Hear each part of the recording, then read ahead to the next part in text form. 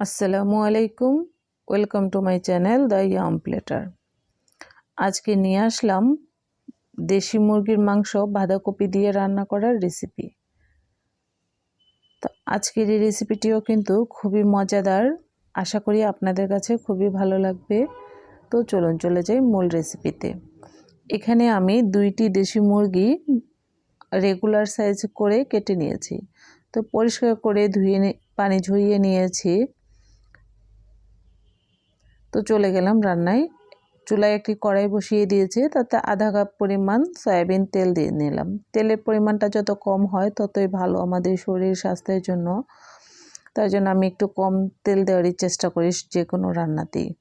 তো এখন দিয়ে দিলাম 1 কাপ পেঁয়াজ গরম তেলে হালকা বাদামি কালার করে ভেজে নিয়েছি, মানে বাদামি কালার হয়নি এরকম পর্যায়ে ভেজে নিয়েছি। তো এরপর দিয়ে দিলাম বেশ কয়েকটি এলাচ দারচিনি, সাথে তেজপাতার টুকরো দিয়ে 1 মিনিটের মতো একটু নেড়ে চেড়ে এখন দিয়ে দিচ্ছি 1.5 টেবিল চামচ পরিমাণ আদা বাটা, 1 টেবিল চামচ পরিমাণ জিরা বাটা, 1.5 টেবিল চামচ পরিমাণ রসুন বাটা। এগুলো একটু তেলের সাথে আবারও 1 মিনিটের মতো ভেজে নেব।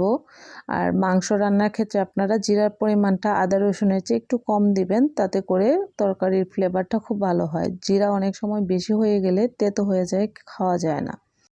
এখন দিয়ে দিলাম স্বাদমতো লবণ আর 1 টেবিল চামচ পরিমাণ মরিচের গুঁড়া, আধা চা চামচ পরিমাণ হলুদের গুঁড়া, 2 চা চামচ পরিমাণ ধনিয়ার গুঁড়া দিয়ে অল্প একটু পানি দিয়ে মশলাটা আমি ভালো করে কষিয়ে নেব। মরিচের গুঁড়াটা আমি একটু বেশি দিয়েছি, কারণ একটু ঝাল ঝাল হলে খেতে ভালো লাগবে।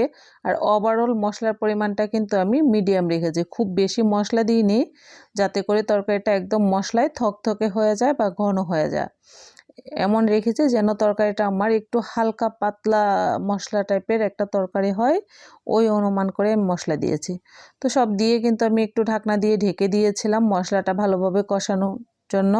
তো এখন কিন্তু আমার মশলাটা খুব ভালোভাবে কষিয়ে গিয়েছে। এখন আমি মুরগির মাংসগুলো দিয়ে দিচ্ছি।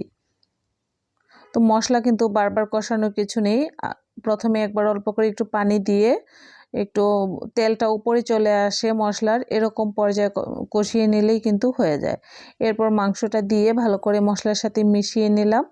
এখন আমি দিয়ে দেবো আমার ঘরে বানানো গরম মশলার গুঁড়া। তো আধা চা চামচ পরিমাণ দিয়ে দিচ্ছি। আপনারা দেখতে পাচ্ছেন আমি কিন্তু সমস্ত মশলা চামচের মেজারমেন্টে দিয়েছি, আপনারা সেই মেজারমেন্টটা ফলো করলেই হয়ে যাবে। অনেক সময় আমরা রান্না করতে গেলে গ্রাম বা কাপ সব সময় ওইভাবে মেজারমেন্ট করে রান্না করতে পারি না। তো এই নর্মালি আমরা যেভাবে রান্না করি ওভাবে দেখালে আমার মনে হয় আপনারা বুঝতে সুবিধা হবে। তো আমি কিন্তু সবগুলো ভালো করে মিশিয়ে ঢাকনা দিয়ে ঢেকে দিলাম একটু কষিয়ে নেওয়ার জন্য।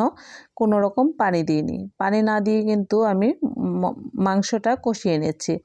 এতে করে আপনার মাংসর ভিতরে যে পানিটা থাকে সেই পানিটা বেরিয়ে এসে মশলাটা দিয়ে খুব ভালোভাবে মাংসটা কষানো হতে পারে। তো এভাবে 2-3 বার একটু ঢাকনা খুলে আপনারা নেড়ে দিবেন, যাতে করে মশলাটা হাঁড়ি পাতিলের তলায় লেগে না যায়। মশলাটা লেগে গেলে কিন্তু আবার অনেক সময় তরকারিটা খেতে ভালো লাগে না বা তরকারির স্মেলটাও নষ্ট হয়ে যায়। তো এদিক দিয়ে মাংসটা আমার কষতে থাকুক, আর এখানে আমি চলে আসলাম বাঁধাকপি কাটতে। তো এখানে আমার একটা বাঁধাকপির 3 ভাগের 1 ভাগ অংশ আমি রেখে দিয়েছিলাম একটি র্যাপিং পেপার দিয়ে। দেখতেই পাচ্ছেন আমি এভাবেই সবসময় বাঁধাকপি, তরমুজ এগুলো ফ্রিজ আপ করি। তো আমি নর্মাল ফ্রিজেই রেখে দিয়েছিলাম। তো এখন মোটামুটি আমার কিন্তু কপির সাইজটা বেশ বড়ই ছিল।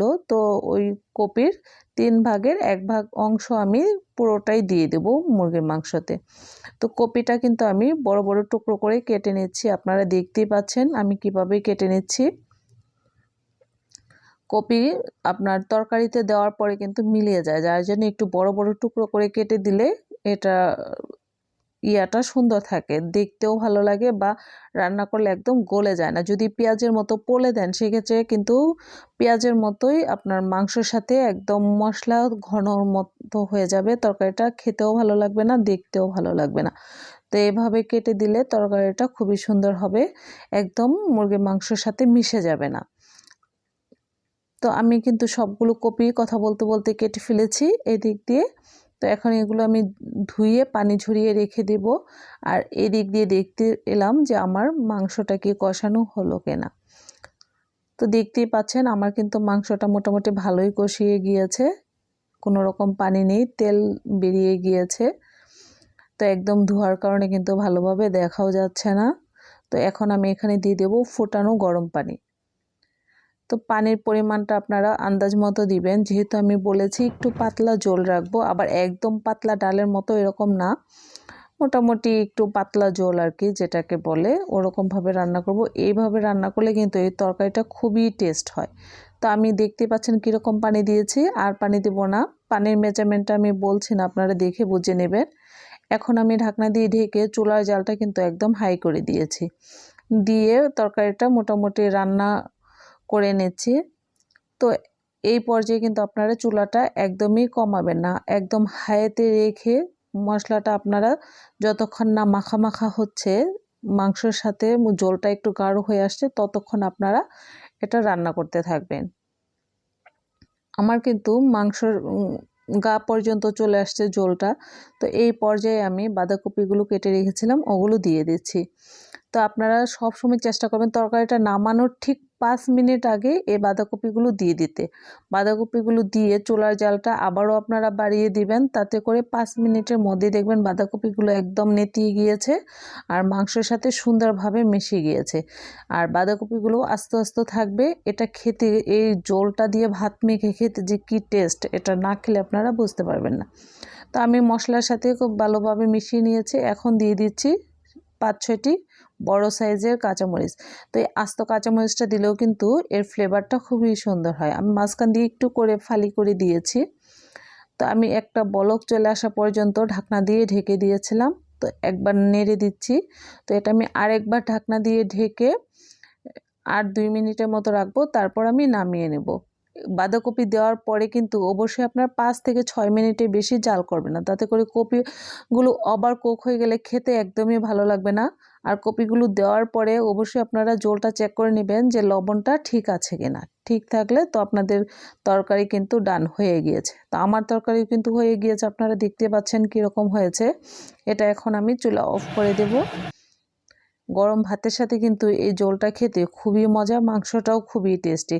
তা আপনারা এইভাবে রান্না করে দেখবেন যে কতটা মজার হয় এই তরকারিটা। প্রিয় দর্শক, আমার এই রেসিপিটি ভালো লাগলে আমার চ্যানেলটি সাবস্ক্রাইব করবেন আর পাশে থাকা বেল আইকনটি অন করে দিবেন, তাতে করে আমি যখন যে রেসিপি দিব সাথে সাথে পেয়ে যাবেন। আর আজকের রেসিপি কেমন লাগলো অবশ্যই আমাকে কমেন্ট করে জানাবেন আপনাদের। আর আপনারা কে কোন অঞ্চল থেকে দেখছেন বা এই রেসিপিটা কি আপনারা কখনো করে খেয়েছেন কিনা, এটা অবশ্যই আমাকে আমার ভিডিও দেখে থাকলে কমেন্ট করে জানাবেন। তো দেখুন আমার এই মুরগির মাংসগুলো কিন্তু খুব সুন্দরভাবে সিদ্ধ হয়েছে, আর কপিগুলো এমন সুন্দরভাবে সিদ্ধ হয়েছে যে না ওভার কুক হয়নি, আবার কাঁচাও থাকেনি, এমন সুন্দর হয়েছে। তো আশা করি আপনাদের কাছে খুবই ভালো লেগেছে আজকের রেসিপি। তো আমি উপর থেকে একটু কাঁচামরিচ দিয়ে পরিবেশন করে নিচ্ছি, আর দেখতে সুন্দর লাগার জন্য একটু আস্ত বড় বড় টুকরা করে কাঁচা বাঁধাকপি রেখে দিয়েছিলাম, ওটা আমি